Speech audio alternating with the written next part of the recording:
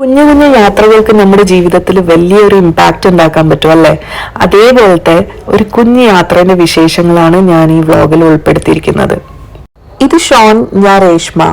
Let's live limitless with Shon and Reshma.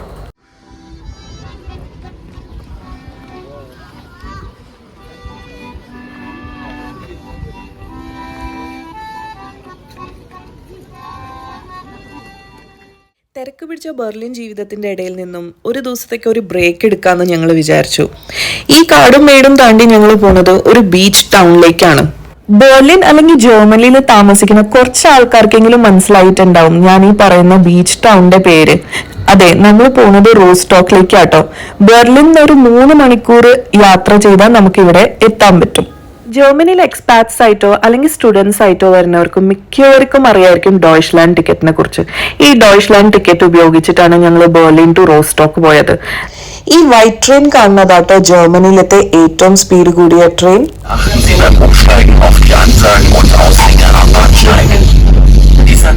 അങ്ങനെ ഒരു German അനൗൺസ്മെന്റോടുകൂടി നമ്മൾ നമ്മുടെ ഡെസ്റ്റിനേഷൻ പ്ലേസിലെത്തിട്ടോ. നമ്മൾ റോസ്റ്റോക്കിലെത്തി. വോറൻമെന്റ് എന്ന സ്ഥലത്താണ് കേട്ടോ ബീച്ച് ഉള്ളത്. അപ്പൊ അതിന് നമുക്ക് വേറെ ട്രെയിൻ കയറി പോകണം. അതുവരെ നമുക്ക് കുറച്ച് ടൈം ഉണ്ട്. എന്തിനുള്ള ബുക്കേഴ്സ് അല്ലേ? ഇവിടെ സമ്മർ ടൈമിൽ നല്ല ബുക്കേഴ്സ് ഒക്കെ കിട്ടും. ആരെങ്കിലും വരുമ്പോൾ ഇവർ മെയിൻലി യൂസ് ചെയ്യുന്നത് റിസീവ് ചെയ്യാനായിട്ട് ബുക്കേഴ്സ് ആട്ടോ. അപ്പോ ടൈം ഉള്ളതുകൊണ്ട് നമുക്ക് ഇവിടുത്തെ നെയ്ബർഹുഡ് ഒക്കെ ഒന്ന് കാണാമെന്ന് വിചാരിച്ച് ഞങ്ങൾ സ്റ്റേഷനിൽ പുറത്തിറങ്ങി. ഇത് കണ്ടില്ലേ സൈക്കിൾസ്? എന്തോരം സൈക്കിളാണ് ഇവർ യൂസ് ചെയ്യണമെന്ന് അറിയോ? ഇവര് ഹെൽത്തിനെ ഒരുപാട് ശ്രദ്ധിക്കുന്ന ആൾക്കാരാണ്. അതുകൊണ്ട് ഇവര് സൈക്കിൾസ് ഒരുപാട് യൂസ് ചെയ്യും. സെൻട്രൽ സ്റ്റേഷൻ ആട്ടോ റോസ്റ്റോക്കിന്റെ. എന്നിട്ട് ഞങ്ങൾ നെക്സ്റ്റ് സ്റ്റേഷനിലോട്ട് പോയി ട്രെയിൻ കയറാനായിട്ട്. ഇത് കണ്ടില്ലേ നമ്മുടെ നാട്ടിലെ പോലെ ചെറിയൊരു മാർക്കറ്റ്, ഈ ഒരു സൺഡേ മാർക്കറ്റ് എന്നൊക്കെ പറയാം. അങ്ങനെ ഞങ്ങൾ ട്രെയിൻ കയറി വോറൻമെന്റിലോട്ട് പോയിക്കൊണ്ടിരിക്കാട്ടോ. ഇത് നല്ല സണ്ണി ആയിട്ടുള്ള ഡേ ആയിരുന്നു കേട്ടോ. നല്ല ചൂടുണ്ടായിരുന്നു. ബീച്ച് സൈഡ് അടുക്കും തോറും ചൂട് കൂടിക്കൊണ്ട് വരുമായിരുന്നു. ബിക്കോസ് നല്ല സണ്ണുണ്ട്. പിന്നെ നാട്ടിലെ പോലെ ഹ്യൂമിഡിറ്റിയും ഭയങ്കര ഇങ്ങനെ സ്വെറ്റിംഗ് ആയിട്ടൊന്നും എനിക്ക് തോന്നിയില്ല. അങ്ങനെ ഫൈനലി ഞങ്ങൾ സ്റ്റേഷനിൽ എത്തിയിട്ടോ. അവിടുന്ന് ബീച്ചിലോട്ട് പോകാനായിട്ട് നമുക്ക് കുറച്ചധികം നടക്കാനുണ്ട്.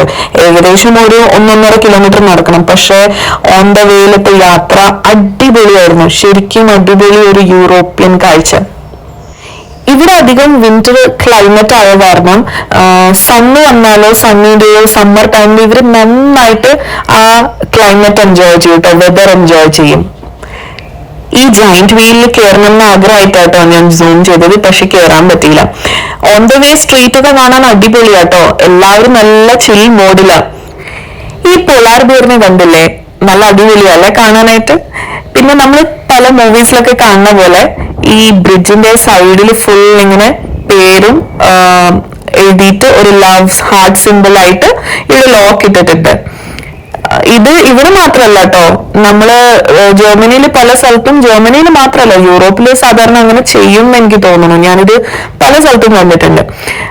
പിന്നെ ഞങ്ങള് on the way to beach നടന്നുകൊണ്ടിരിക്കുക. അപ്പോ രണ്ട് സൈഡിലത്തെ കാഴ്ചകളായിട്ട് ഇതൊക്കെ ഈവനിങ് ഈ ബോട്ട്സ് ഒക്കെ സ്റ്റാർട്ട് ആവുന്നു തോന്നുന്നു. പിന്നെ ഒരു സൈഡിൽ ഫുൾ സ്ട്രീറ്റ് ഷോപ്പിംഗ് പോലെ നമ്മള് പോണ്ടിച്ചേരിയിലും പിന്നെ ഗോവയിലൊക്കെ കാണുന്ന പോലെ ആ സ്റ്റൈലൊക്കെ തന്നെ.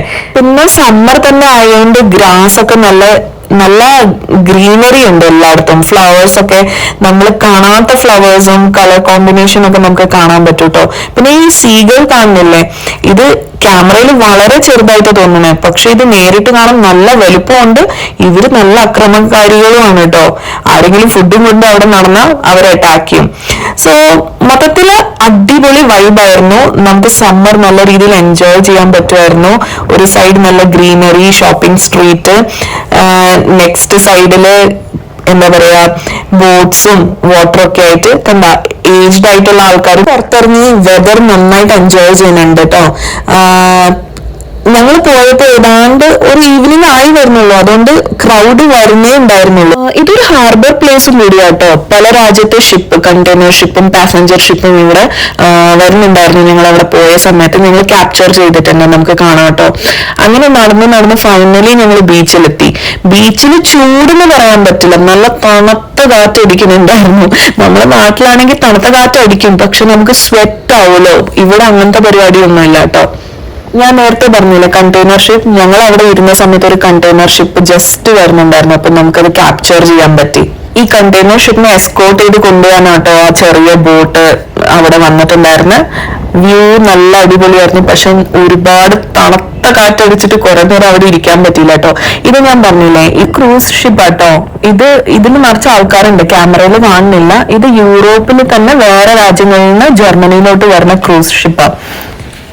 ഞങ്ങള് അധികം നേരമൊന്നും ബീച്ച് സൈഡിൽ ഇരുന്നില്ല കേട്ടോ. കുറച്ച് നേരം അവിടെ ഇരുന്ന് ഫുഡൊക്കെ കഴിച്ച് അങ്ങനെ പോവാന്ന് വിചാരിച്ചു. കാര്യം ഞങ്ങൾ ഡ്രസ്സൊന്നും എടുത്തിട്ടുണ്ടായിരുന്നില്ല. അതുകൊണ്ട് വെള്ളത്തിൽ നനയണം, കുളിക്കണം അങ്ങനത്തെ ഒരു പ്ലാനിലല്ല പോയത്. ജസ്റ്റ് ആ ബീച്ച് കാണണം, അവിടുത്തെ ഏരിയാസ് ഒക്കെ കാണണം, എൻജോയ് ചെയ്യണം എന്ന് വിചാരിച്ചിട്ടാണ് പോയത്. ഇവിടെ ഇപ്പൊ നിങ്ങക്ക് വെള്ളത്തിൽ നനയുന്നുണ്ടെങ്കിൽ നിങ്ങളുടെ ഡ്രസ്സൊക്കെ കൊണ്ടുവരാം. അത് നമുക്ക് ചേഞ്ചിങ് റൂം ഉണ്ട്, ഷവർ റൂം ഉണ്ട്. അതൊന്നും നമുക്ക് വലിയ പ്രശ്നമൊന്നും ഉണ്ടാവില്ല കേട്ടോ. പിന്നെ കുറച്ച് ഈവനിങ് ആവുന്തോറും ക്രൗഡ് കൂടി വന്നു. പക്ഷെ ചെറിയൊരു മഴക്കാറൊക്കെ ഉണ്ടായിരുന്നതുകൊണ്ട് ഞങ്ങൾ പതുക്കെ പോവാന്ന് വിചാരിച്ചു. ബിക്കോസ് ഞങ്ങൾക്ക് ബെർലിൻ വരെ എത്തണമെങ്കിൽ അഗൈൻ 3 മണിക്കൂർ വേണം. ഓൾറെഡി ഇത് 8 മണി ആയിട്ടുണ്ടായിരുന്നു. അപ്പോഴും ഇവിടെ ഡേ ലൈറ്റ് ഉണ്ട് കേട്ടോ. ഒരു 9-9:30 ആകുമ്പോഴാണ് സമ്മർ ആകുമ്പോൾ ഇവിടെ ശരിക്കും സൺസെറ്റ് ആവുക, അല്ലെങ്കിൽ ഒന്ന് ഇരുട്ടി വരാം. അതുകൊണ്ട് പോവാം എന്ന് വിചാരിച്ച് ഇങ്ങനെ ലാസ്റ്റ് ഒരു നോക്ക് സ്ഥലങ്ങളൊക്കെ കണ്ട് പതുക്കെ തിരിച്ചു നടക്കുന്ന സമയത്താണ് ഇത് കണ്ടത്.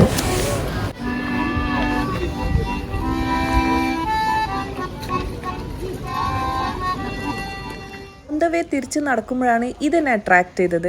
ഇതെങ്ങനെയുണ്ട്, അടിപൊളിയായിട്ടില്ലേ? അങ്ങനെ ഞങ്ങളുടെ റോസ്റ്റോക്ക് യാത്രാ വിശേഷങ്ങളും ജർമ്മനിയിലത്തെ ഒരു ബീച്ച് വിശേഷവും ഒക്കെ നിങ്ങൾക്ക് ഇഷ്ടപ്പെട്ടു എന്ന് വിചാരിക്കുന്നു.